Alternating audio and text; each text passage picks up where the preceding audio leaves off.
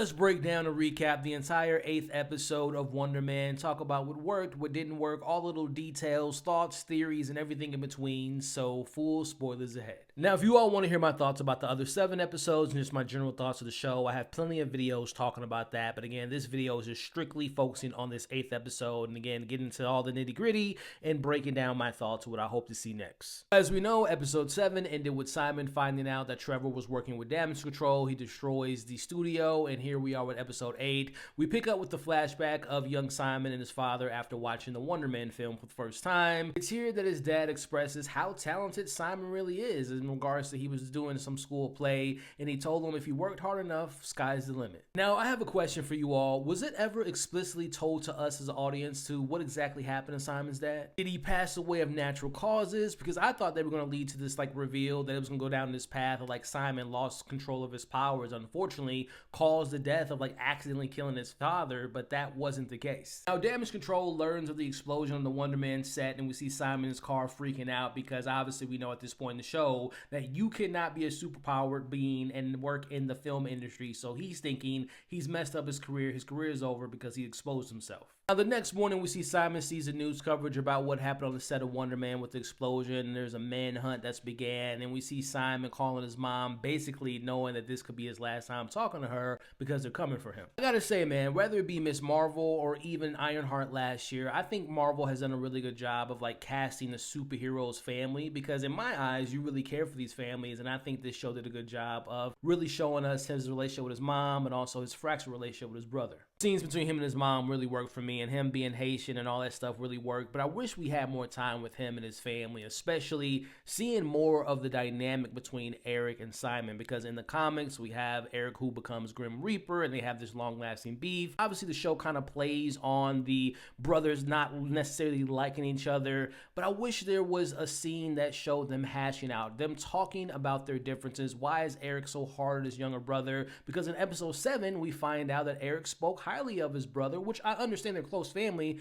but I wish we could have got that scene and seeing them hashing things out. I know at the end of this episode they kind of acknowledge each other, but I just wish there was more time between seeing Simon and his family. Now, as we're led to believe that damage control is headed to Simon's to arrest him, we actually find out that they're coming for Trevor because he covers for Simon and decides to bring back the Mandarin, and he made another lesson video, and he takes blame for what happened at the studio. Now, I've always shared my thoughts and opinions on my dislike of Trevor and the whole fake out in Iron Man 3. I did not like him in Shang-Chi, but I gotta say, I had a kick out of him reprising the greatest role of his career as the Mandarin, and despite my dislike of the character, I always get a good laugh when he does his classic line, "You'll never see me coming," which he does as he's getting arrested. And again, I'm not a Trevor fan, but I think that they gave him a really interesting arc, especially at the end of this episode. So let's break off from the recap and talk about the situation at hand. We were led to believe earlier in the season that Damage Control had built this very expensive prison for superpower beings, but they need to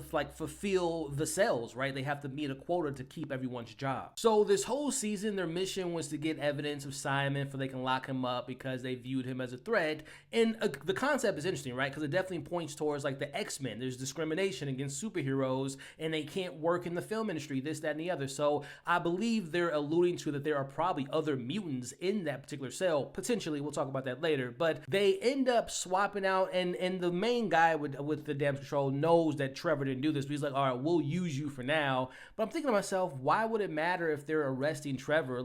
He sacrificed himself to go to this state-of-the-art prison, which is supposed to be for superpower beings, but then they're taking this human in there as a substitute for Simon. That made no sense to me. I'm alluding to is we see his boss being like, good job, oh, everything's gonna be good. I'm like, why would arresting the Mandarin be a job saver? He's a human being. He's one person in one cell. This isn't meeting your quota that you all led to at the beginning of the season. So again, the whole DOC or the whole damage control of the season, and just whether it's Miss Marvel, we saw them in Homecoming, we saw them in Spider-Man No Way Home, and they're going to be in Brand New Day. I'm not a fan of the damage control because I just think that they're idiots. As we move on to the rest of the episode, we see Simon gets to wear the Wonder Man suit for the first time. He gets the exact glasses the character wore in the movie in the 80s. And again, I know the show, we're building to the superhero moment. He gets to wear the suit.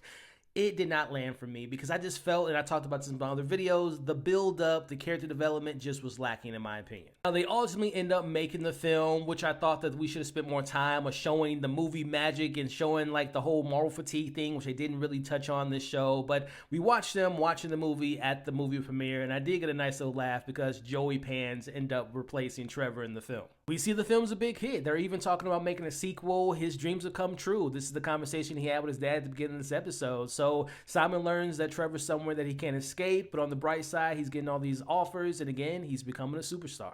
So let's talk about the end of the episode where we see Simon again as a superstar. He's made the movie. We flash forward to him meeting with this stranger about following him around for a secret role. Now we eventually learn that this stranger goes by the name of Chuck Eastman, and he actually works as a guard in this supposedly state-of-the-art prison that was created by the Damage Control for super-powered individuals. Now we watch as Simon gains his trust and learns that the Mann family struggled after his wife went through this sickness and illness, and we see the guard works his magic and he puts in the system where Simon is a trainee. He's working under him so that he can learn to be a guard in this prison. Now the guard obviously takes Simon to the prison, and he takes a phone call from his wife because he finds out he has a ton of money in his bank account, and we obviously know that that was Simon. As we see, Damage Control gets the forensics back from the studio explosion, and they see that the ions that were found there tested through the roof. So now the powers that be at the Damage Control look at Simon as either an extraordinary threat or potentially an asset to maybe work with to maybe collect other super beings who they can put in this prison. Our final moments show him breaking Trevor out of prison with his powers and super strength, and he breaks through the cell, and even though we don't see him having control over his powers all season long,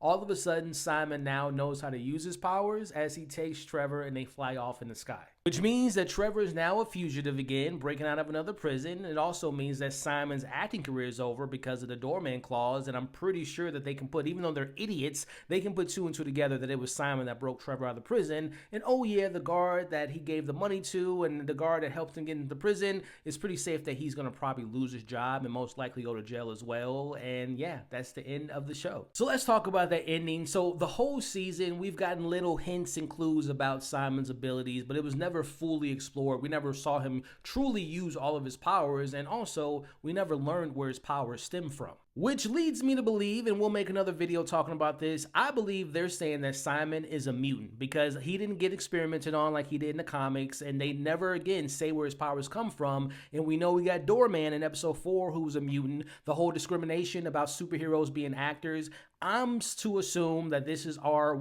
third mutant in the MCU. We have Mrs. Marvel, we have Namor, and now we have Simon. Again, I'm led to believe that the MCU is saying that he is a mutant. One more theory, we know that Damage Control will be in Spider-Man Brand New Day. I wouldn't be surprised if we see Simon again as a mutant, but that's going to be the end of my breakdown and my recap and end and explain of Wonder Man. Let me know what you all thought of the episode, the season. Is he a mutant? Will we see him in Spider-Man? Let's talk about it in the comments below. And for more videos like this, consider subscribing and following for more.